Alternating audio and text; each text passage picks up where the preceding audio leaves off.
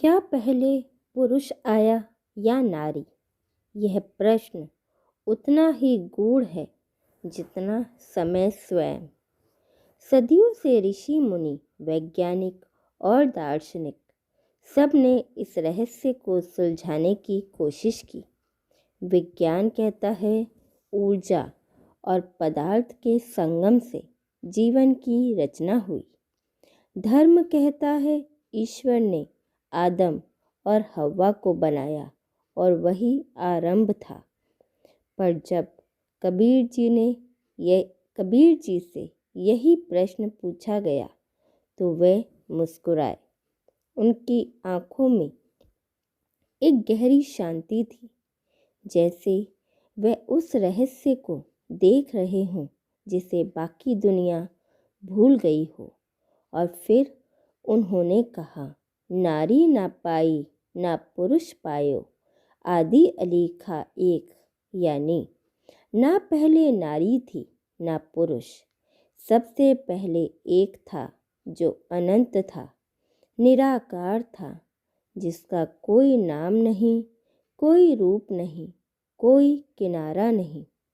वही एक जब स्वयं को देखने की इच्छा करता है तो सृष्टि जन्म लेती है। वही एक दो बन जाता है, शिव और शक्ति, पुरुष और प्रकृति, नारी और नर। कबीर जी कहते हैं सृष्टि की जड़ में कोई भेद नहीं। भेद तो तब आया जब एक ने स्वयं को दो में बांटा, और यही वो क्षण था जब जीवन ने पहली सांस ली। यह वचन केवल दार्शनिक नहीं, यह सृष्टि के हृदय की धड़कन है, जहाँ प्रेम भी है, रहस्य भी, जहाँ सृष्टि का आरंभ भी है और उसका उत्तर भी। आदि अनादि एक है, तहम द्वैत नहीं हुई, नारी पुरुष तहम नहीं ठहरे, सभी शून्य समोई। क्या अद्भुत पंक्तियाँ हैं। यह हर शब्द जैसे किसी गहरे सागर से उठी लहर हो। कबीर जी हमें उस क्षण में ले जाते हैं जहाँ न समय था, न दिशा, न आकाश, न धरती, बस एक मौन था जिसमें सब कुछ छिपा था, सृष्टि भी और उसका रहस्य भी। वे कहते हैं सृष्टि की शुरुआत में ना कोई भेद था, ना कोई नाम, ना स्त्री थी ना पुरुष, ना शिव ना शक्ति, सिर्फ एक असीम चेतना थी जो ना रूप में बंधी थी, ना शब्द में, ना कल्पना में। वो ना देखी जा सकती थी ना कही जा सकती थी, बस अनुभव की जा सकती थी। कबीर जी उस चेतना को कई नामों से पुकारते हैं, कभी राम, कभी साहिब, कभी अलख निरंजन। यानी वह जो देखा नहीं जा सकता पर फिर भी हर श्वास में बसता है। वे बताते हैं वही परम सत्ता स्वयं में संपूर्ण थी, पर जब उसने स्वयं को जानने की इच्छा की तो उसी से निकली प्रकृति और उसी से प्रकट हुआ पुरुष। यानी वह एक ही दो बन गया, शक्ति और शिव, सृजन और संहार, धरा और गगन। कबीर जी का यह दृष्टिकोण केवल दार्शनिक नहीं बल्कि अत्यंत जीवंत और भावात्मक है। वे हमें बताते हैं कि इस सृष्टि का आरंभ किसी युद्ध या वियोग से नहीं बल्कि प्रेम से हुआ था, उस एक की अपने आप को देखने की आकांक्षा से। यही कारण है कि कबीर जी के शब्दों में सृष्टि एक रहस्य नहीं बल्कि एक गीत है जो हर हृदय में आज भी गूंजता है। कबीर जी का दर्शन अद्वैत यानी सब एक है। भेद केवल मन की दृष्टि का है।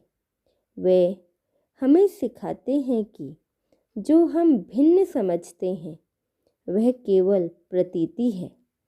सत्य की जड़ में सब एक है। जो जल में कमल रहित है, त्यों जग में रहियो भई। जग रहे ना तुम रहो, यह तत्व कबीर का। सोचिए, जल में कमल अलग दिखाई देता है, लेकिन उसका आधार वही जल है। ठीक वैसे ही नर और नारी अलग प्रतीत होते हैं, पर आत्मा का स्रोत एक ही है। कबीर जी कहते हैं, जो भीतर है वही बाहर है, जो परमात्मा है वही आत्मा है। यह शब्द केवल दार्शनिक नहीं, बल्कि अनुभव से निकली चेतना है। वे हमें अंदर झांकने की ओर मोड़ते हैं, क्योंकि सच्चाई भीतर छिपी है। बाहरी रूप और भेद केवल आँखों का भ्रम है। इसलिए जब कोई पूछता है, पहले कौन आया, पुरुष या नारी, कबीर जी मुस्कुराते हैं और कहते हैं, जब तक दो दिखे तब तक सत्य छिपा है। इसका अर्थ है, सत्य कभी भी भेद में नहीं, सत्य तो हमेशा एकत्व में है। और यही अद्वैत की महानता है, जहाँ सबका आधार वही परम चेतना है और भेद केवल मन की माया। कबीर जी का यह संदेश हमें भावनात्मक रूप से भी छूता है, क्योंकि जब हम इसे समझते हैं तो मन की उलझने और द्वेष का भय धीरे धीरे पिघलने लगता है। हम अनुभव करते हैं कि सभी जीव एक ही धारा के रूप हैं और प्रेम, करुणा और समस्तता उसी से जन्म लेती है। कबीर जी कहते हैं, पहले पुरुष या नारी, यह प्रश्न स्वयं ही भ्रमित करने वाला है। पहले के बाद, पहले और बाद में का विचार तो समय से जुड़ा है, और समय का जन्म तब हुआ जब सृष्टि ने आकार लिया। सृष्टि से पहले वहाँ केवल एक था, जिसे कबीर जी कई नामों से पुकारते हैं। अनहद, शून्य, सहज, सच्चा राम। वे उस अनुभव को कुछ इस तरह बयान करते हैं, जहाँ ना दिन ना रैन है, ना सूरज नहीं चांद। तहाँ गया कबीर का, मन रहा अनंत आनंद।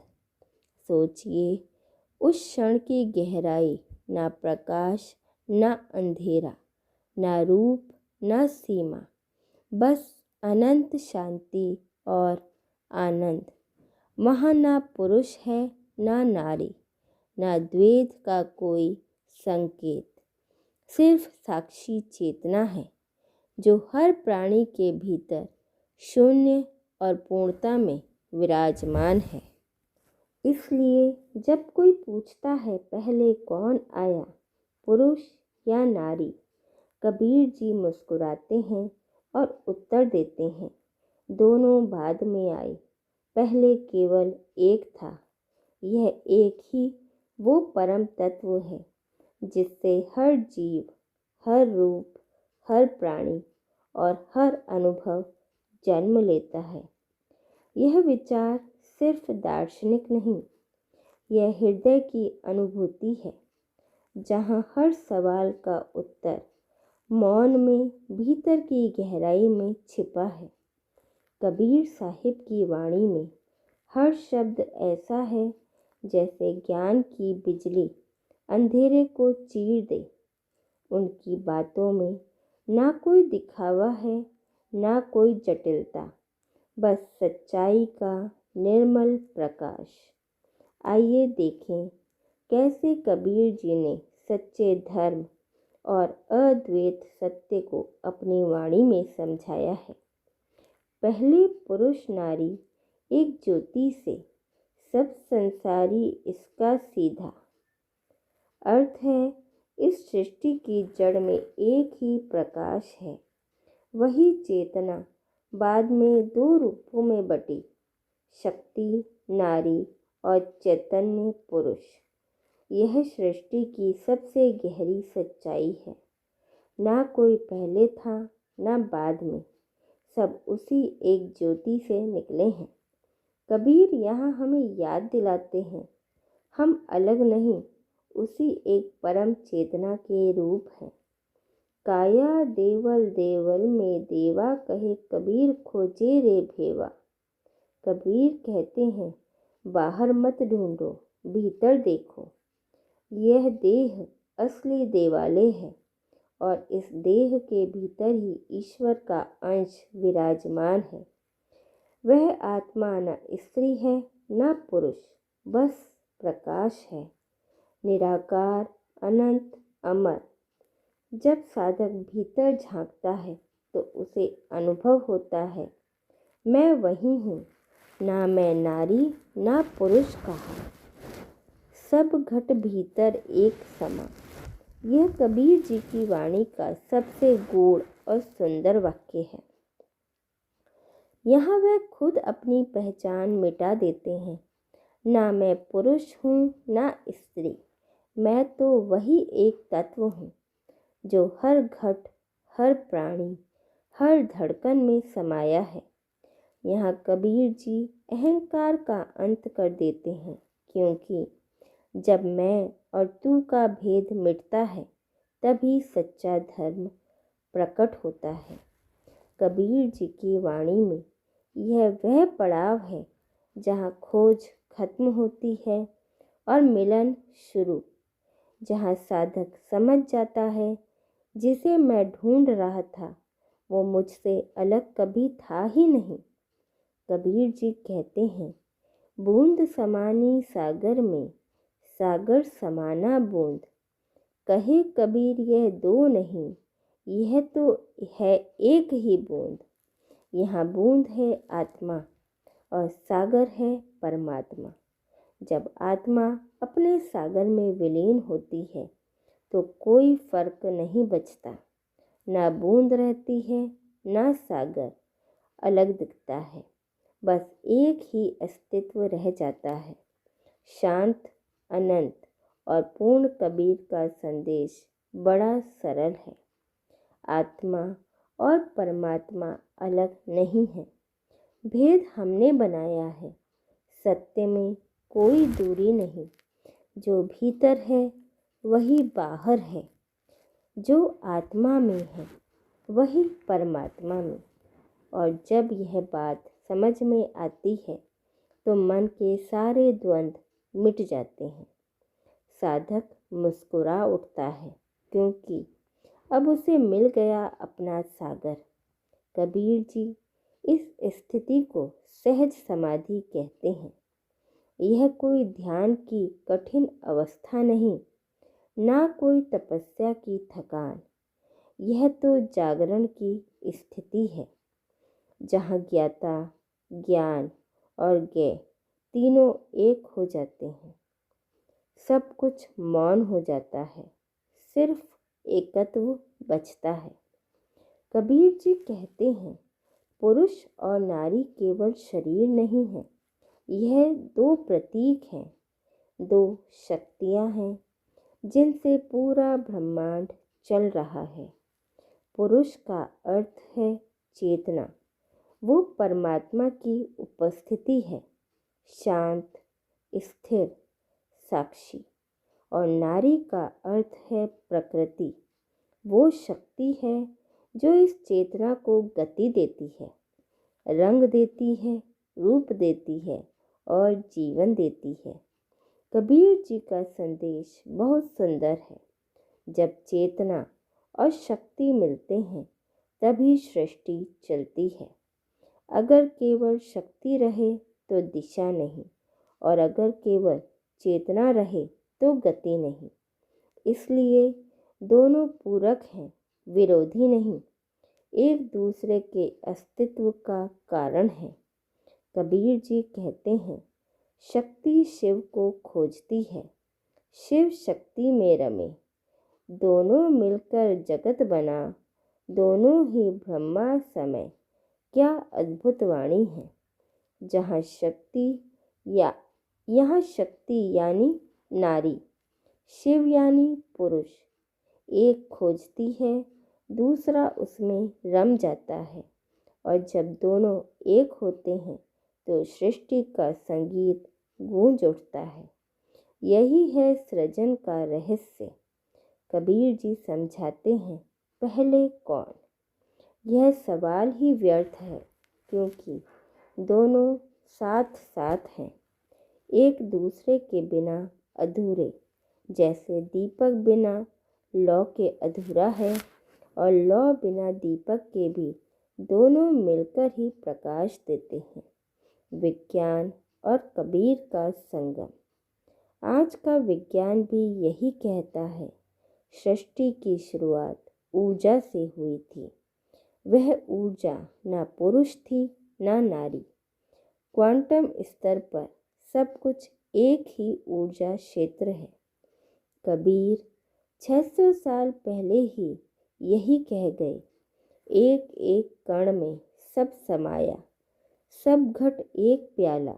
उन्होंने देखा था कि यह संपूर्ण ब्रह्मांड एक ही चेतना की अभिव्यक्ति है। विज्ञान इसे एकीकृत क्षेत्र कहता है। कबीर ने कहा, सहज राम कबीर इस चर्चा को केवल ज्ञान के लिए नहीं करते। उनका उद्देश्य यह था कि मनुष्य इस भेदभाव को समाप्त करे। कबीर जी कहते हैं, नारी पुरुष न जाने, जोई सो जन्म व्यर्थ गवाए।